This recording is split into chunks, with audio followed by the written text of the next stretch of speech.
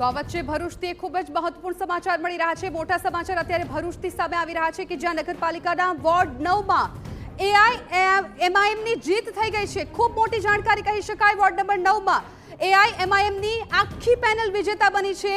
મહત્વપૂર્ણ જાણકારી છે। અમારા સંવાદદાતા અંકિત વધારે જાણકારી આપી રહ્યા છે, ફોન લાઈન પર જોડાઈ ગયા છે।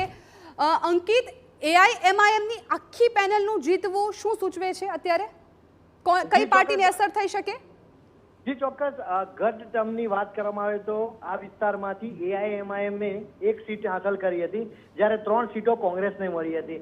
આ વખતની જે ચૂંટણી, જે તાજેતરની જે ચૂંટણી થઈ અને તેના જે ગણતરી થઈ, તેમાં 4 સીટો પર એઆઈએમઆઈએમના ઉમેદવારોની જીત થઈ છે। ચોક્કસ કોંગ્રેસ માટે સીધું નુકસાન માનવામાં આવી રહ્યું છે।